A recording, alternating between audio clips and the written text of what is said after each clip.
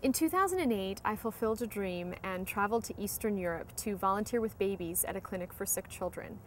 Two of the children I particularly fell in love with were Christy Daniel and Alina.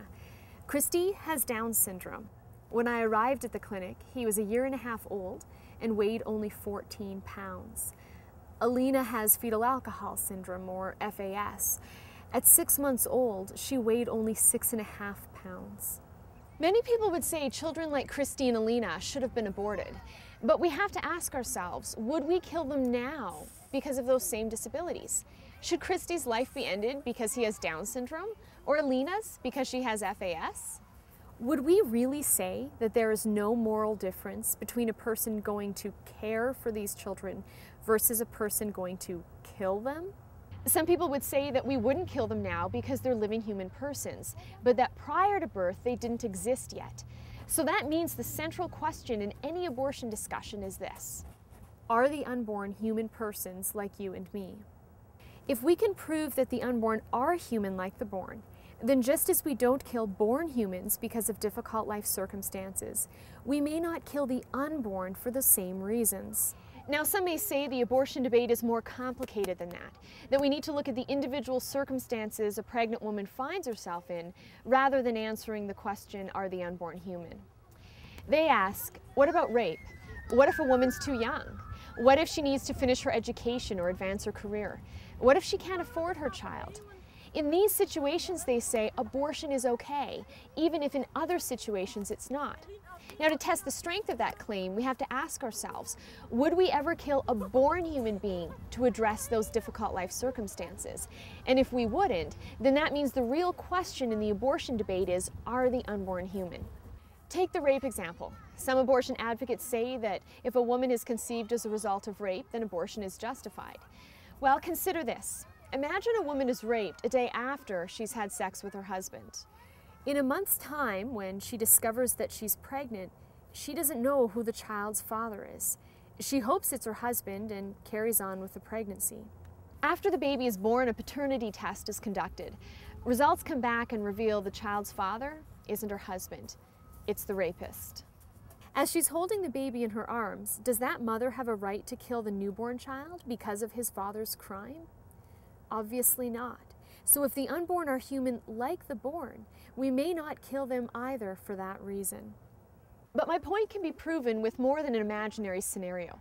Consider this real-life situation as described in the New York Times in an interview with an abortionist. Dr. Wicklund describes her horror when she aborted the pregnancy of a woman who had been raped, only to discover, by examining the removed tissue, that the pregnancy was further along than she or the woman had thought, and that she had just destroyed an embryo the woman and her husband had conceived together. Dr. Wicklund was horrified. Perhaps you are as well.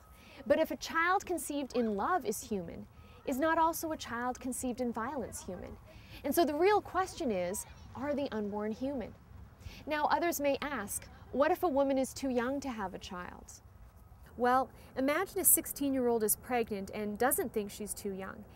Only once her baby is born does she realize what's involved with parenting, and so she concludes she's too young. May she kill her toddler because she's too young to parent him? If not, then why kill the unborn because the mom is too young? But some may say that my analogy is flawed because an infant is human, whereas a fetus is not. If that's the response, once again, it proves my point that the real question is, are the unborn human beings? Or take the situations of wanting to finish one's education or advance one's career. Would we ever let a woman kill her born child for those reasons? Of course not.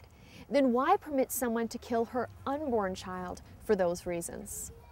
Perhaps someone will say, the unborn are mere tissue and a toddler is a person. If so, then again, the real question that must be answered is, are the unborn human beings? What about poverty? Well, there are lots of born people who are poor, but we do not kill them to solve that problem. The problem is poverty, not the poor.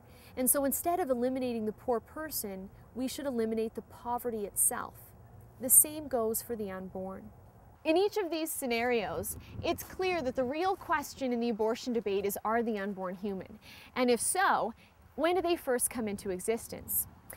You know, if I think about it, I didn't know that Christy and Alina existed until I met them. But my meeting them isn't what made them exist. It merely informed me of that. They clearly existed before I met them. So when exactly did they first exist? We'll answer that question in the next video titled, When Does Life Begin?